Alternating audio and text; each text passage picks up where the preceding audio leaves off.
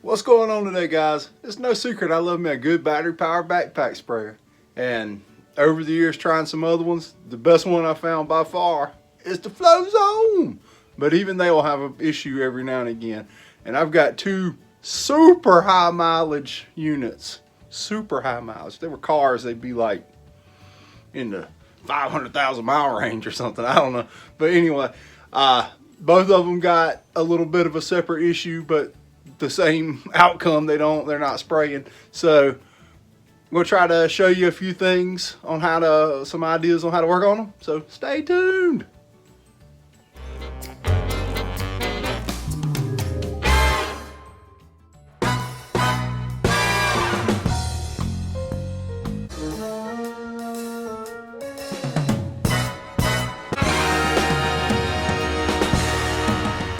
All right, now these two are just some, like I said, some really high mileage units. I can get you in one of these and get that true coat on. Never mind. But anyway, this one, I think it's this, yeah. This one, I think has a bad Microswitch, and I called technical support at Flowzone at Wessel in Charlotte. Noah, I talked to Noah on the phone. He's very helpful. Gave me some ideas and some step-by-step things to try to test out some things, but in the end, I could jiggle the wire on the bottom. It would come on and off. So I'll show you when I get into it. And this one right here is just is dead. I think it has a bad circuit board, but the pump has so many hours on it. We're just gonna go ahead and replace the whole pump, and I'll show you what a new Flowzone Typhoon pump looks like. It's pretty impressive. It's a big boy for a backpack sprayer. You'll be surprised at what this thing looks like when you see it. All right, well anyway, I'm gonna get into taking them apart. We're gonna do the one that just needs the Microswitch first, and then we'll do the one with the pump. Let me see if I can find an angle to catch my work here. All right, I think I kind of got an angle where I can show what I'm doing here. Well, this is the cover for all the guts here, and it's got 4 Phillips head screws down in these holes. So you're gonna take them out, then remove said cover.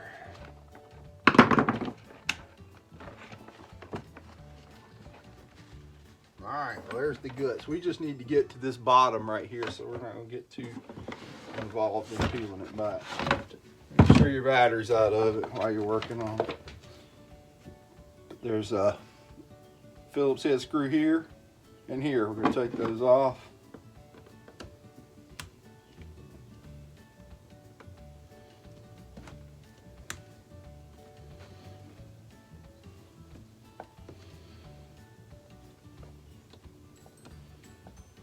Don't lose them. Stay. And that reveals your Microswitch. Oh. Well, that could be the culprit right there. That just broke off. Get some pliers to get it out, but that's the old one, and that part's broke off. So that's gonna need some further attention. I'll be back.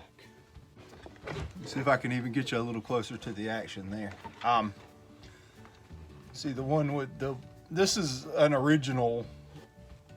The light is screwing this up. See if I can get you a little closer to the action there. This is an original Flowzone Typhoon. This is one of the first ones. Well, this is the first one that came out. I mean, I don't know if it's the first one off the assembly line, but it's old. But I think things have changed up a little bit inside of them since then. But you can see that the terminal clip that I had that goes off the Microswitch, the one with the 2 wires on it, is corroded, and it actually pulled the spade out of the Microswitch, which I think is why I could wiggle it and have it have contact and then not contact. But it's corroded in there, so I put some penetrative on that or some contact cleaner or something and let it soak, and then I can pull it out with a pair of needle nose pliers. The older I get, the more terribly obvious it is to me that I can't see things close up that good anymore. Inspecting this with my glasses, it looks like this is probably soldered. So I don't know if it is or not, or if it's just corroded that bad. So I'm just gonna cut it off and put a new spade clip on it. I have cut these and, and stripped an end of them.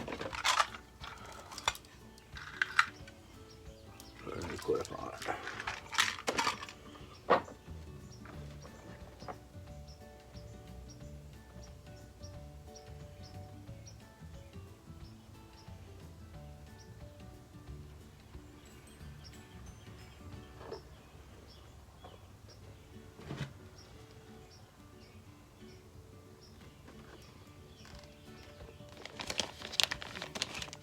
A new Microswitch.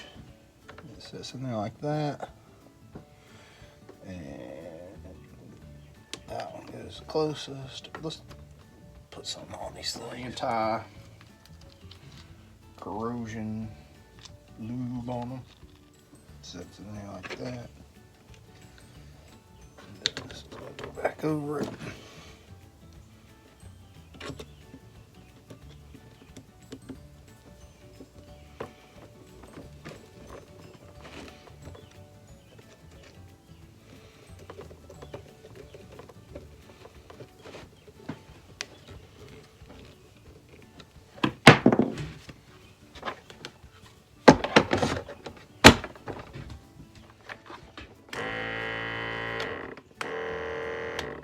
We're in business. All right, I'll put this back together and we will tackle the next one with the pump. There's one down. Well, this is the pump for a Typhoon. Pretty big, but mounts in the area like that, and this part right here is what we took the screws off of and took this bottom cover off, and that's where that Microswitch was that we replaced to get the other sprayer back up and running. The one we're going to work on now, I'm not sure that the pump is actually bad in it, but I mean, it is so high mileage, I'm going to go ahead and replace it anyway. But I think my problem with that one is going to be this piece here. But we're going to go ahead and put a pump in it while we got it apart, just to be on the safe side. But this is, you'll also see when I take the other one out, this is the improved circuit board for a Flowzone, and it is rubber coated right there and has this backing on it. So this is not going to fail like the other one. And then there's their new switch, which you'll see if you have a newer unit, your switch would look like this. But yeah, I didn't realize that I know they had said that they improved it, but yeah, you'll see the other one's just a flat card circuit board, and it's exposed to the elements and everything else. So. All right, let's do this. Here we are inside of the second one. And remember how I told you that the new circuit board piece was a nice improvement? Well, there's what the original looked like in this original Flowzone model, the Flowzone Typhoon. But we're gonna take all the guts out of this and start back over. There's a little wire tie right there just to get that out of the way. I'm going to loosen the clamps. So I've already loosened the clamps on the hoses here for the pump. If they just slide right off, I'll shock the heck out of me. Nah, I'm going to take a little lubage, something like this, and kind of hook in there to pick them up some. Let's see if we can let that kind of soak in. All right. Pretty obvious there's some, I might not have to take all that off. Some Phillips head mounts for the pump. Take them out. A little more leeway to work that out. Oh, it's very good that these are tight because you don't want them to leak. They're tight on this looks. Uh-oh, it might be different.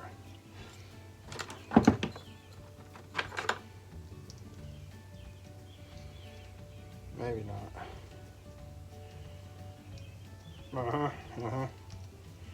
Well, there's extra wires on this thing.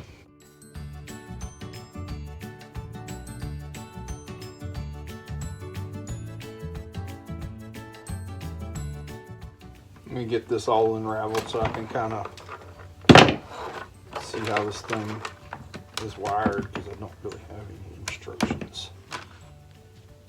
I don't know how this angle is going to work, but I'm trying to get over it so you can kind of see what I'm doing. The new piece, the new pump and the new circuit board has a little different wiring setup. Like all the wires stay home with the pump now and are just attached through this pin, pin connector. And I've still got my height and ground from where the battery connects, but I think that now these are the ones with the angles on them are going to replace that, so there's not going to be a separate wiring for that to the circuit board and the pump. So now it's just all kind of contained in this, and then that'll run into the switches. It's much simpler and cleaner after you get it wired with this setup than the old one anyway. So I'm going to take this off and unplug my 2 leads that are coming out of the power source here.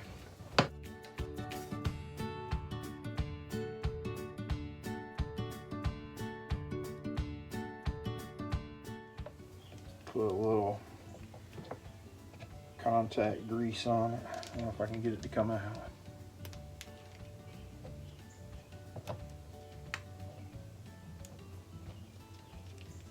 This will keep it from corroding. Now with my blacking, so we're going to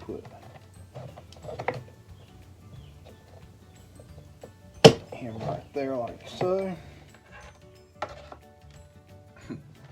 This eye goes up here like this. I got my head in it. Now let's look at the switch. Looks pretty straightforward. We're going to have to push these in. We have to push these. Push these tabs in right here, and it should just push out through the front. Just push right out. Yep.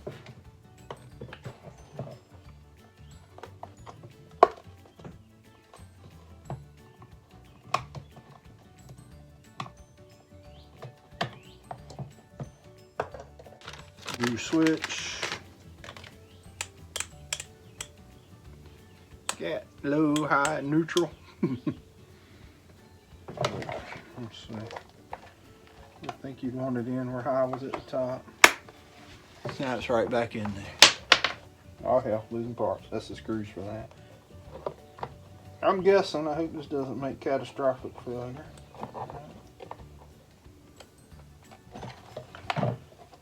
Your red to the bottom. I mean, this will be the bottom when it goes back on, and I'm assuming that this is the hot side of it. We'll find out in a second.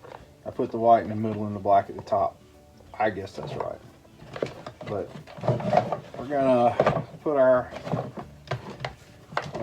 I'm gonna tighten this connection right here.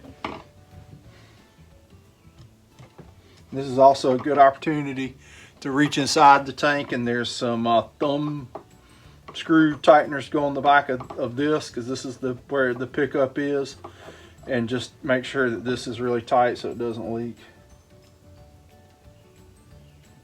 And then you're going to want to get this really tight, because you don't want it to leak and corrode your stuff. You don't want to get too tight so you can break hose clamps like that pretty easily. Go ahead and screw this thing in, get it mounted.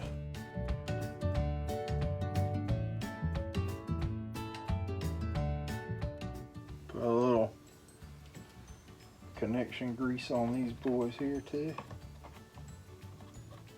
This just helps fight corrosion. Fighting that corrosion. This side back on our pump. The pump is actually on rubber feet, so it reduces some of the vibration. Pretty cool, pretty cool.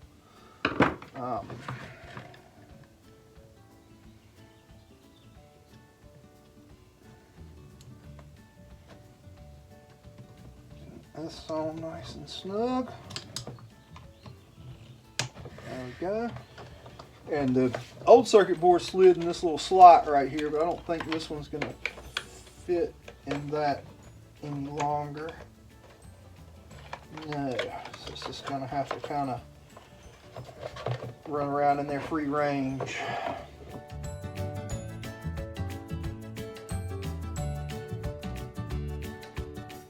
Yeah, and you saw the new circuit board. That's how the old one is, and I can see on that one something that looks like it's rusted or fried. But obviously the new setup way better. But it was a little less wiring involved in the new piece as well. Well, here's the moment of truth. Let's see if this thing works. Hello. Oh no. Hi. Hello. We're in business. All right. There you go. 2 restored Flowzones back in the hunt. It's awesome. All right, I really appreciate those guys at Flowzone, Noah, and technical support for walking me through a few things to troubleshoot my problems on these sprayers, and then I ordered the parts from him. But you can look at on the website for Flowzone, and you can get the numbers to the facility there, and you can talk to Noah, and he'll help you out with that. Everyone I've ever talked to up there has been really helpful on different things for me. I've worked with a guy named Connor up there on my monsoon sprayer and making videos for it and stuff. And good company and great people, good product too. I'm excited to get back out on the yard with these things now that I got them in service. Anyway, thank you guys for watching. And if you've got one of these older model Typhoons that's conking out on you, it's worth your while to get it fixed and get it back in business. Pretty simple fix. And it looks like a lot of the things that were issues on the old ones are upgraded through things like the new circuit board, the new switches. I think there's even new trigger handles that have better seals in them that don't leak over time. But it's a great product. It's worthwhile. So get it fixed, man.